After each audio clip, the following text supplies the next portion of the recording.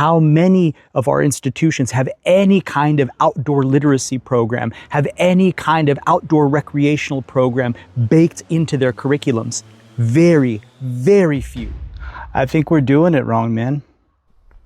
I really do. We don't come to a realization of God through worship and adhering to some list of do's and don'ts. But those are things that could reasonably follow an encounter with God. I mean, let's just think about this for a moment. If we are suddenly commanded to kneel before some supreme leader, does it make sense that what would necessarily follow from that is reservoirs of inner strength, a level of clarity, a sense of purpose, all of the outcomes of a healthy spiritual life? Does it make intuitive sense, based on our day-to-day experience, that being forced to kneel and worship will suddenly bring about those things? Or has our experience with that kind of a dynamic been disenfranchising, demoralizing, outright oppressive? I mean, I think we can look at the various dictatorships around the world to understand on a very basic level that a top-down dissemination of spiritual truths is problematic. I'm a Muslim. And this is exactly what heritage Muslims, those born into the faith, expect from their children and their peers. Worship first and ask questions later. And when you do ask those questions, make sure that you're asking somebody who is thoroughly grounded in the practices and precepts of perpetuating that same kind of religious trauma. There's a certain absurdity to all of that. But that is what happens. And it's not our way.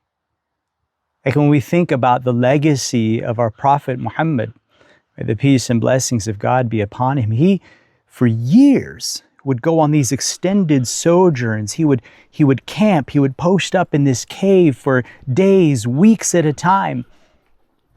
And it was over the course of that contemplation and reflection and observation of all of the wild things around him that he discovered God. For him, it was revelation. I mean, this is how it's passed down to us.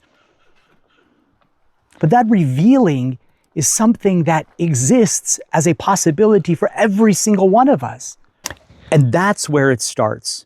We need to have that realization, that moment of clarity where everything sort of comes together. We can see all of the convergences that have been coming together, some of these for years, and they all sort of crescendo in this moment of lucidity where we suddenly realize there is something much bigger at play than we had ever imagined. And in that illumination, we are challenged, perhaps with the most fascinating mystery of all.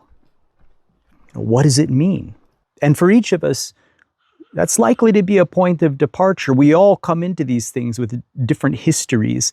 We're going to have different interpretations. We're going to make different choices. But I think one thing is true, and this was the father of a friend of mine who once said, once you've known God, you can't forget.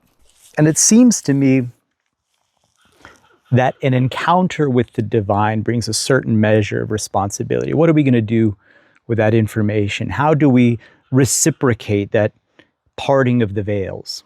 Now, different communities are going to handle this in different ways. You know, the believers of a particular faith group, they hold their rituals and practices to have some sort of otherworldly benefit. And as a Muslim, I certainly subscribe to those notions. But I also understand that perhaps more functionally, these rituals, these practices, these taboos, these do's, these don'ts, that they play a role in social cohesion. They're a formalization of the religious experience that allows us to understand who the insiders are and who the outsiders are.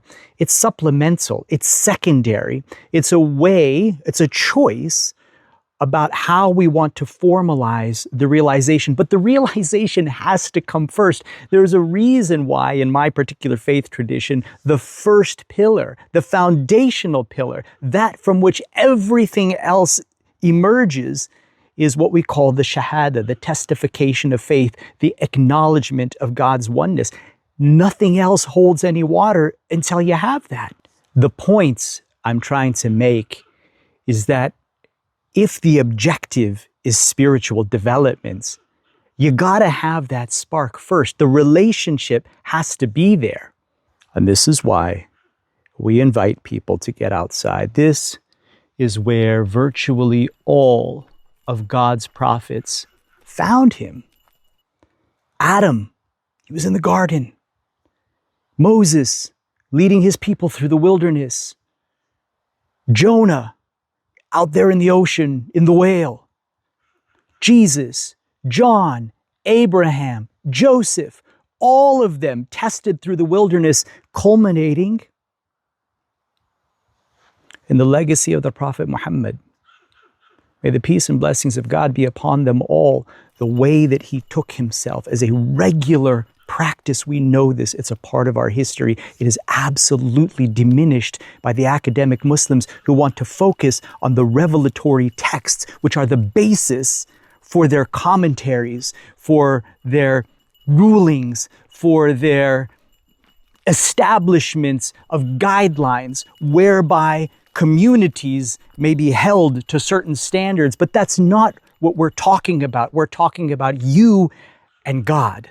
Speaking to the Muslims, because the Jews and the Christians, they pay attention to this. But why have we chosen to systematically ignore this? How many of our institutions have any kind of outdoor literacy program, have any kind of outdoor recreational program baked into their curriculums? Very, very few. And here, I have to give a shout out to the Taysir Seminary. I think they're based in Tennessee. And I was looking over their religious studies curriculum, and they actually have a parallel outdoor program that coincides with that. Keep that going. Keep that going, because it is essential. But the fact that they are the exception and not the norm should have us all asking the question, what agenda is being served by a religious indoctrination program that denies us the foundational wilderness experiences that were the bedrock of virtually all prophetic revelation? How did we skip that? How did we make the choice to ignore that and focus on indoctrination around do's and don'ts and adherence to ritual protocols? How did that happen? Why? I have my ideas. I might share them here at some point, but I will definitely be sharing them on the trail. And if you're interested in joining me out there, check out the links in the description. That is some real stuff that we've got going on. Yeah, but we're curious about what you might have to say, so do drop a comment below, and we'll catch up one way or another. Tawfiq. Wassalam.